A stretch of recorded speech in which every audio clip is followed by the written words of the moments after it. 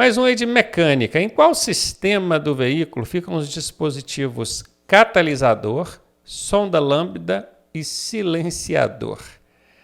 Esses três dispositivos ficam no mesmo sistema. Talvez você não conheça os três, mas se você conhece um dos três e sabe aonde que fica, você já consegue responder a questão, né? Silenciador, tem gente que chama de silencioso, é o abafador de ruído, fica lá no escapamento, para abafar os ruídos resultantes do funcionamento do motor, né? Inclusive tem gente que arranca aquilo ali, o abafador ali das motocicletas, faz uma barulhada danada, não pode, é infração de trânsito, tá? A sonda lambda é um sensor que também fica no escapamento do veículo, fica ali entre o catalisador e o coletor de escape, né? A válvula de escape, ali, a saída do motor. E ela serve para poder perceber a quantidade de oxigênio, de ar que tem ali na mistura, para poder comunicar com o sistema de alimentação e fazer uma mistura mais adequada para o seu veículo. Também fica no sistema de escapamento, tá? E o catalisador, que é um conversor catalítico, ele converte gases perigosos em gases não perigosos ao meio ambiente e à saúde humana. Os três ficam no escapamento do veículo, hein? Letra A. Sistema de alimentação que cuida do combustível, né? Não tem catalisador, sonda lambda nem silenciador.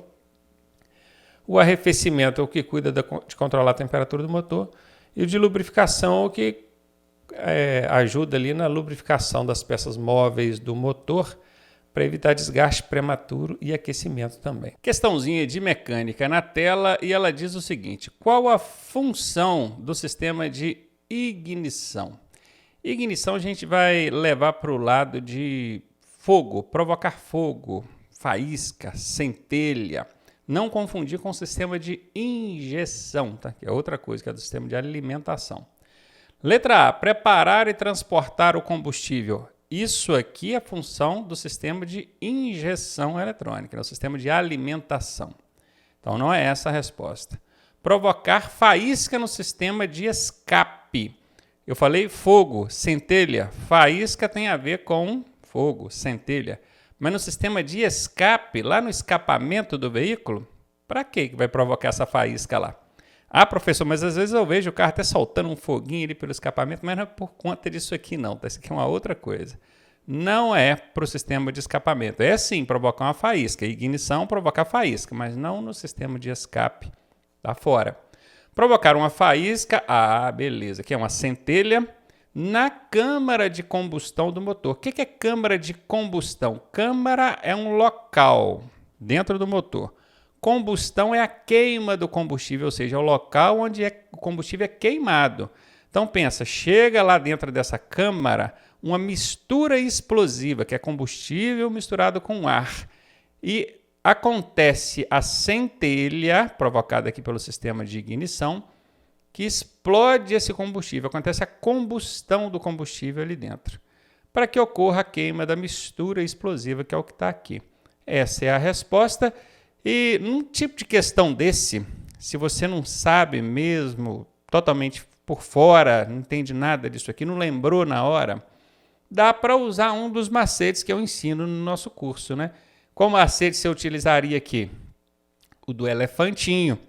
O que é o macete do elefantinho? A gente tem 3 alternativas. Olha para a alternativa A, não lê não, só olha para ela. Olha para a alternativa B e olha para a alternativa D. Elas têm mais ou menos o mesmo tamanho. E tem essa letra C aqui que é muito maior. É o elefantinho no meio das ovelhinhas, dos coelhinhos aqui, né? Então isso é uma técnica de chute. Quando numa questão aparece uma alternativa se destacando pelo tamanho, uma só, tá, gente? Se tivessem 2 grandes, aí já seria complicado, né?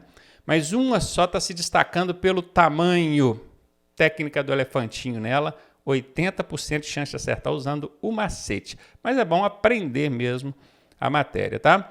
E na letra D aqui, falei evitar o desgaste prematuro do motor. Desgaste das peças. O motor se movimenta, as peças vão se desgastando.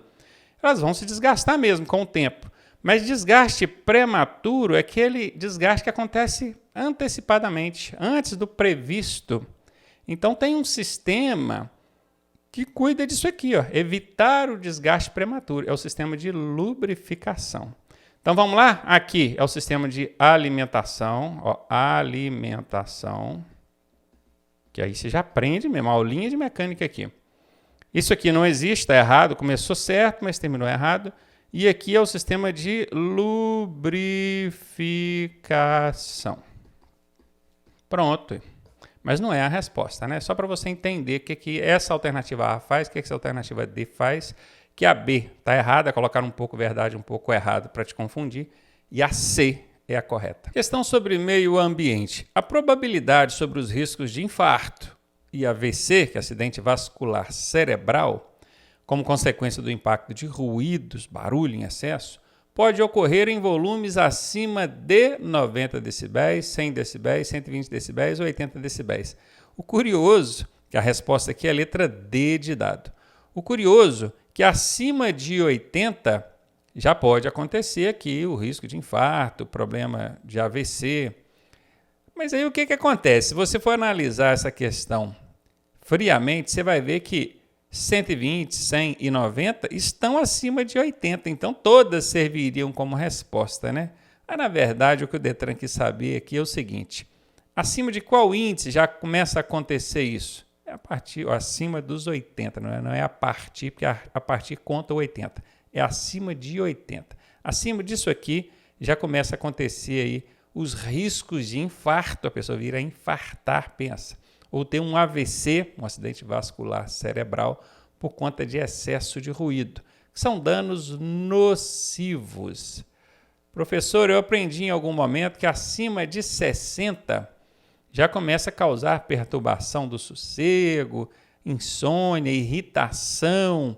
Sim, mas aí não são danos nocivos, são danos que não perpetuam, não ficam. Acima de 80, sim, aí você já começa a sentir danos à saúde física, ok? Acima de 80 é a resposta aí. E aí, tá gostando da aula? Eu sou o professor Ronaldo Cardoso e tenho o caminho das pedras para você chegar à sua aprovação da forma mais suave possível. Se você fizer exatamente o que eu te pedi, eu garanto que você passa. Clique aqui no primeiro link da descrição e vem ser aprovado com a gente. Questão sobre normas de circulação. Crianças menores de alguma idade, né, tantos anos, seria o quê? 12, 10, 7 ou 10 é que vai encaixar nesse primeiro espaço aqui?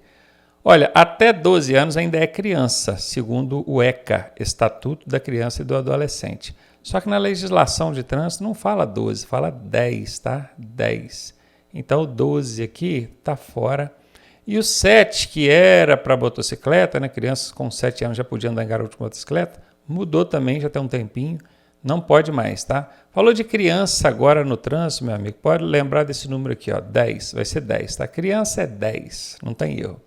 Então, 10. O número que vai encaixar aqui é 10. Então, eu já eliminei a letra A e a letra C. Vai ser B ou D a resposta. Bora ver? Crianças menores de 10 anos de idade devem ser transportadas no banco traseiro ou no banco dianteiro? Banco traseiro, né, gente? Então, letra B de bola, que é o que vai encaixar aqui, ó. Banco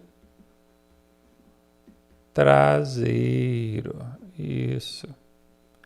Traseiro. E acomodado em dispositivo de retenção, aí o bebê conforto, cadeirinha, 7 elevação, ou cinto de segurança, presa ao cinto de segurança do veículo, ou Isofix, né? Porque hoje em dia os veículos têm também um dispositivo chamado Isofix, que serve para prender ali a cadeirinha, dá para prender, não precisa prender no cinto não, tá? Então tem uma opção ou outra aí, também vale. B de bola aí é a resposta. Questão sobre normas de circulação. Marque a alternativa verdadeira. Toda via não sinalizada é considerada mão única, mão dupla, a pista dupla, né? Mão dupla ou preferencial. Aí a primeira coisa que confunde aqui é o tal do pista dupla e mão dupla. Pista dupla são duas pistas, pista mesmo. Imagina um canteiro central aqui, e aí de um lado nós temos várias faixas de trânsito, todas indo nessa direção. Isso aqui, ó, do canteiro central para cá é uma pista. No sentido contrário, a mesma coisa. Nós temos várias faixas de trânsito vindo na mesma direção, todo mundo descendo. Do canteiro central para cá é outra pista. Então, se existe um obstáculo físico separador, a gente chama de duas pistas. Essa aqui é uma pista, vamos botar ela como pista 1, tá? E essa aqui como pista 2, só para dar nome nela aqui. São 2 pistas. Agora imagine que nós temos uma via e a única coisa que separa o trânsito dessa via é essa linha central aqui. E ela vai e vem carro. Ela é pista dupla? Não, ela é uma pista só. Mas ela é mão dupla, porque ela tem uma mão de direção para ir e uma mão de direção para voltar. Então, essa é a diferença. Pista dupla e mão dupla. Uma mini aula aí para você, tá? Então, toda via não sinalizada é considerada pista dupla? Não, não necessariamente. Ela é considerada mão dupla. Porque para eu saber que aqui o trânsito só pode ir num sentido, para eu saber que não pode vir de lá para cá, tem que ter placa com a setinha aqui proibindo. Quem vem de lá para cá tem que ver a plaquinha aqui proibindo. Se não tem sinalização, meu amigo, é porque pode vir de lá para cá. Então ela é mão dupla. A regra é essa. Professor, como é que eu sei se eu estou andando na contramão ou não? Simples. Tem alguma placa indicando, placa ou sinalização, não? Porque essa linha aqui do meio, aqui, ó, sendo amarela, você sabe que de um lado vai carro, de outro vem. Então a sinalização horizontal, que é que está na pista, também serve para indicar se é mão única ou mão dupla, tá? Imagina que essa sinalização horizontal que seja branca, você já sabe que é mão única. Ok? Agora, se não tem sinalização nenhuma, meu amigo, é difícil. Aí não tem como o motorista saber se é mão única ou se é mão dupla. Ele vai considerar como mão dupla. Letra C. Sinalização viária é dispositivo de reflexão e refração da luz. Quer dizer, reflete a luz bate ali, ele reflete. Utilizado na sinalização de vias e também em veículos. Vocês já viram isso, não já? Às vezes está andando uma rodovia à noite, o farol bate naqueles refletivos luminosos que tem nas margens da pista, no meio da pista. Aqueles refletivos ali, é isso que está falando, é dispositivo de reflexão e refração da luz. Os automóveis também, os veículos também têm isso. Um veículo pode estar lá desligado, estacionado. Você bateu o farol na traseira dele e parece que está com a lanterna traseira acesa, não é? É por causa desses dispositivos de reflexão e refração da luz. Tá? Como é que é o nome disso, hein? Catadióptrico, registrador de velocidade e tempo, indicadores luminosos de mudança de direção ou dispositivo para controle de luzes.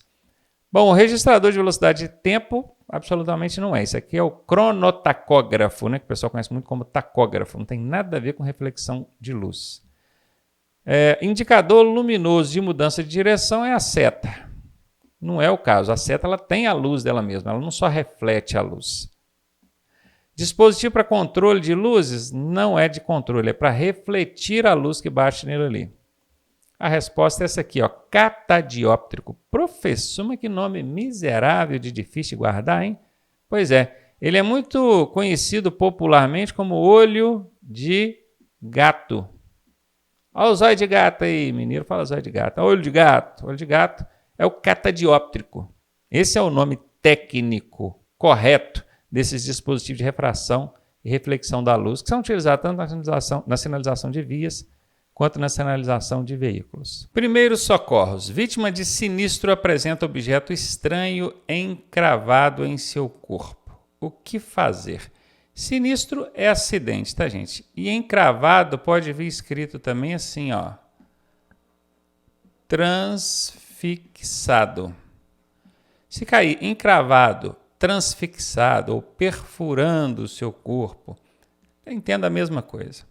Então, veja bem, a pessoa tem ali uma barra de ferro, alguma coisa, encravada no corpo dela, seja na perna, na barriga, no tórax. O que fazer, hein? Retirar imediatamente o objeto estranho? Bom, a gente não deve retirar esse objeto porque no que ele perfurou ali, ele certamente rompeu alguns vasos sanguíneos, veias e até artérias, possivelmente. E enquanto ele está ali encravado, ele está tapando o furo ali onde que essas artérias e veias foram rompidas. Agora, se você retira, aí ela vai começar a perder sangue de forma abundante e em pouco tempo ela já pode perder a vida aí. E além do mais, esse imediatamente aqui, ó, é o tal do imediatismo, a pressa. Isso aqui em prestação de primeiros socorros nunca é bom, tá? Então já eliminei. Letra B. Verificar a respiração. Isso a gente faz sempre. Não tentar remover o objeto estranho. Ok, é isso mesmo, você não vai remover o objeto não. E aguardar o resgate. Isso, aguardar caso você ou alguém já tenha chamado, né? Então aqui parece que está tudo bem. Vamos ver a letra C. Retirar o objeto. Não, não pode. Retirar o objeto? Não, não pode. Então ficamos mesmo com a letra B de bola. Infrações e penalidades. Em uma via de trânsito rápido. Eu aprendi que, aqui está falando de velocidade, né? Que na via de trânsito rápido a velocidade máxima permitida é 80. Mas aqui a questão já está até me ajudando, né? Cuja velocidade máxima permitida é 80 km por hora. Então pronto, já está fácil. 80 por hora é a máxima. Foi registrado por instrumento eletrônico, o radar, um condutor dirigindo a 96 km por hora. Esse condutor cometeu uma infração de trânsito de natureza o quê? Gravíssima, leve, média ou grave? Pode eliminar a leve, porque infração por excesso de velocidade ou é média, ou é grave, ou é gravíssima. Já guarda isso, tá? Infração por excesso de velocidade nunca vai ser leve, sempre vai ser média, grave ou gravíssima. E como é que você sabe se é média, grave ou gravíssima? É o seguinte, se você exceder a máxima em até 20%, a infração é média. Então vamos colocar aqui, média, vamos aproveitar que está escrito aqui, média até 20%. Até 20%. Ela é grave se ela estiver entre 20% e 50%. Veja que já chegou nos 20%, mas não passou de 50%. Ainda está nessa faixa aí. E ela é gravíssima vezes 3, porque aqui ainda vai ter um agravante, se ela estiver a mais de 50%. Professor, como é que eu faço essa conta? Eu vou até mudar aqui a cor da minha caneta. Primeiro eu vou apagar isso aqui. Vou mudar a cor da minha caneta, que é para vocês acompanharem aqui. Você vai fazer o seguinte, você vai pegar, botar a velocidade aqui, ó, 80. E vai colocar aqui embaixo 20, que é os 20% que a gente está procurando aqui, ou aqui, né? E vai fazer uma continha de vezes. Para facilitar, porque 80 vezes 20 pode ficar difícil para você, né? Corta o zero e faz 8 vezes 2, aí é fácil, né? 16. Beleza, esse aqui é o excesso da velocidade. Você vai somar esse excesso à velocidade máxima da via. Então, você vai fazer uma conta agora de somar. 80, que é a velocidade máxima da via. Somou 16 com 80, deu 96.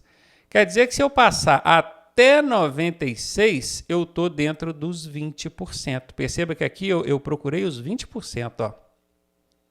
Até 96 eu estou dentro dos 20%. É uma continha de multiplicar, cortando zero, depois uma continha de somar, e aí você chega à resposta.